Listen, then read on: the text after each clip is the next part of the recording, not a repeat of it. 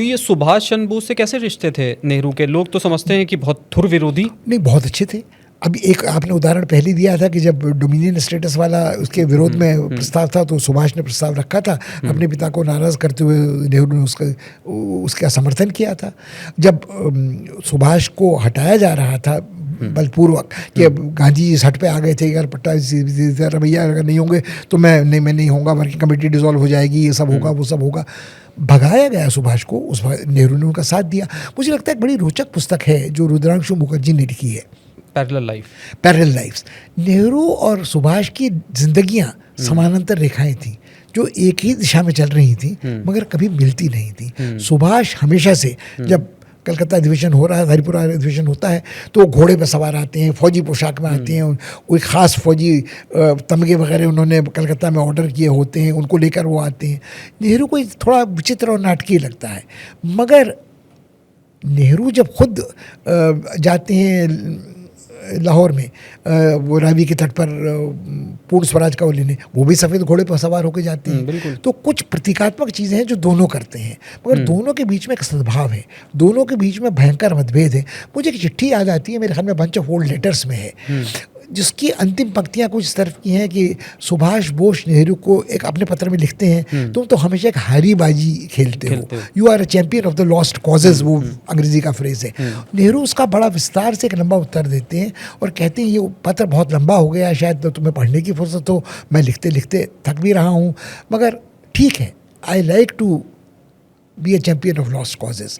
तो दोनों में मतभेद भी थे, दोनों में वैचारिक मतभेद भी थे, मगर जो मतभेद मुख्य था वो कभी सामने आने का मौका नहीं आया। यदि आज़ाद भारत में ये दोनों साथ होते तो क्या सुभाष ने नेहरू की नीतियों का विरोध किया होता, या नेहरू जो जिन नीतियों के अनुसार आचरण कर रहे थे उनको गांधी जी ने स्वीकार किया होता? तो ये समानांतर रेखाएं हैं।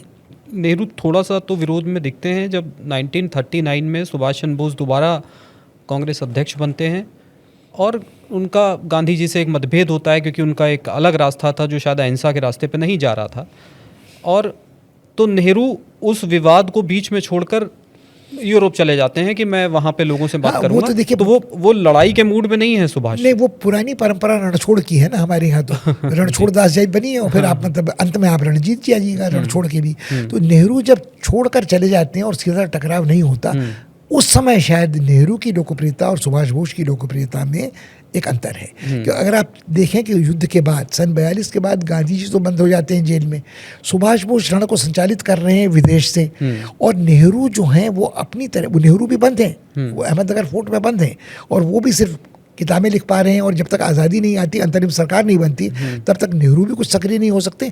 तब जो लड़ाई लड़ी है वो जयप्रकाश नारायण ने लड़ी है, जो रांची जेल से भाग निकलते हैं। वो लड़ाई लड़ी है उन लोगों ने, लोहियल ने और लोगों ने, जिन्होंने, उनके लोहिया के समर्थकों ने, जिन्होंने रेल की पटरियां उखाड़ी, जिन्होंने एक रेडियो अलग से चलाया। वो यदि आप उस पूरी कल्पना को याद करें ना, उषा मेहता को याद करें, मधुलिमय को याद करें, उन लोगों को याद करें, तो उस लड़ाई से कांग्रेस की लड़ाई का कोई लेना देना नहीं था। मगर ये लोग फिर आज़ादी के बाद फिर हाशिए पर चले गए, फिर सिविल नाफरमानी कहते हुए लोहिया इस देश में फिर बंद हुए। जयप्रकाश नारायण तो बिल्कुल ही दूसरे धुर पे चले गए, फिर माना गया कि वो अब क्रांतिकारी रह ही नहीं गए हैं। मगर यदि आप देखें, उन्होंने अपने को भूदान में समर्पित कर दिया, उन्होंने अपने को दूसरे आत्मसमर्पण डाकुओं का करवाने में कर दिया। मगर ये लड़ाई के, आज़ादी की लड़ाई के बाद के हिस्से हैं। सन 42 के बाद न नेहरू आज़ादी की लड़ाई के केंद्र बिंदु हैं, न गांधी।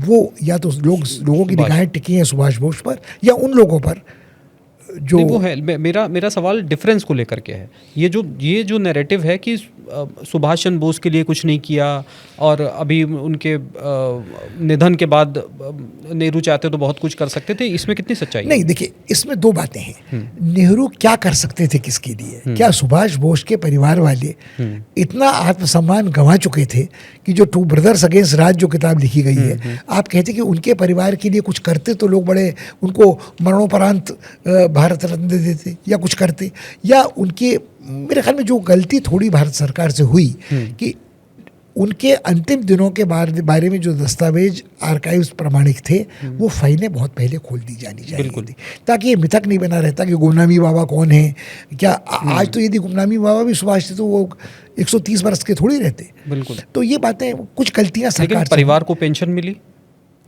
परिवार क्या उनसे पेंशन लेता, उसमें एक और झगड़ा है। पेंशन मिली नहीं, एक बात अब और याद करें कि सरदार पटेल के जो बड़े भाई थे वो विठल भाई पटेल, वो अपनी सारी संपत्ति सुभाष बोस को देके गए थे, जिसके कारण कला बाद में बहुत लंबा चला कि बिल्कुल वो भी मेरे ख्याल में। और एक बहुत पत्राचार है नेहरू का पटेल और दोनों का आपस में कई सारी चिट्ठियों का आदान प्रदान है, जिसमें वो ये बात कर रहे हैं कि जो NIA का जो ट्रस्ट को एक ट्रस्ट फॉर्म करके उसका जो फंड है उस फंड के ज़रिए उनकी मदद की जाए। इवन जो आज़ाद हिंद फौज के जो कैदी हैं जिन पे मुकदमे हैं उनके लिए उन्होंने एक NIA ब्रिगेड कमेटी बनाई उनके केस लड़ने के लिए, और नेहरू खुद आसफ अली के साथ लाल किले में, और ये कैलाश काटजू। नहीं, मैं आपको एक बात और बताऊं कि अभी हाल में सुहासिनी सहगल ने एक किताब छापी है, और एक और सज्जन है जो रहते हैं सिंगापुर में, उन्होंने शौकिया हैं, वो मर्चेंट बैंकर थे, उन्होंने उन सारे किस्सों को किया है कि कौन लोग जो आज़ाद हिंद फौज में थे जो स्वतंत्रता सेनानी माने गए और कौन थे जो नहीं माने गए। कि कई लोग ऐसे थे जिनको जापानियों ने लड़ाई के लिए शामिल नहीं होने दिया सुभाष बोस की फौज में, उनको जहाज़ों में भरकर पापुआ न्यू गिनी भेज दिया गया, वो वहीं मर गए। उनमें एक नैनीताल के रहने वाले KD पांडे भी थे कैप्टन, जो अपने सैनिकों की रक्षा करते रहे कि वो भूख से न मरे, रोग से न मरे, किसी तरह वापस देश में लौट आए। उनको मगर किसी ने आज़ाद हिंद फौज का सिपाही नहीं माना, क्योंकि उनको जापानियों ने पहले ही भेज दिया था पापुआ न्यू गिनी युद्धबंदी बनाकर। वो कभी आज़ाद हिंद फौज में सुभाष के सैनिक बन ही नहीं सके। तो ये सारी कहानियाँ जो हैं कि कोई आत्मसम्मानी व्यक्ति क्या स्वतंत्रता सेनानी होने का तमगा लेने के लिए लड़ रहा था, कोई पेंशन के लिए लड़ रहा था। ये तो श्रीमती गांधी ने बहुत बाद में जब आज़ादी की जयंती मनाई गई 25वीं, तब ये सब कार्यक्रम शुरू किए। मगर क्या सुभाष बोस का परिवार इसके लिए तैयार होता कि उनको भारत सरकार उनकी कोई सहायता करती या देती?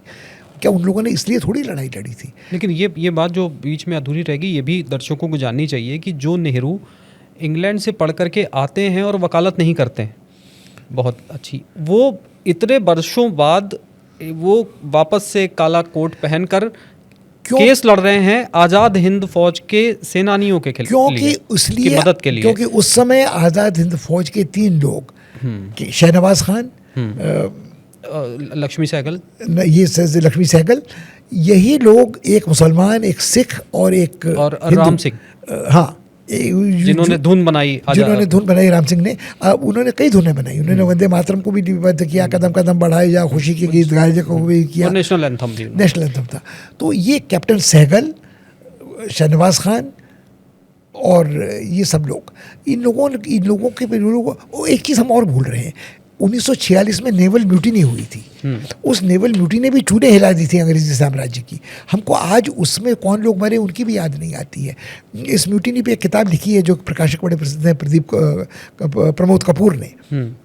यदि आप उस नेवल म्यूटिनी की कहानी पढ़ें तो उसमें भी कितने लोगों के परखचे उड़ गए थे और कहाँ कहाँ लाशें पाई गई थी। और आज हम भूल गए कि उन लोगों के कारण अंग्रेज़ कितना डरे थे कि यदि आज़ाद हिंद फौज वाले को लेकर लोग एक्टिव हो रहे हैं दिल्ली में और अगर बम्बई में नेवल म्यूटिनी हो रही तो हमारा क्या होगा।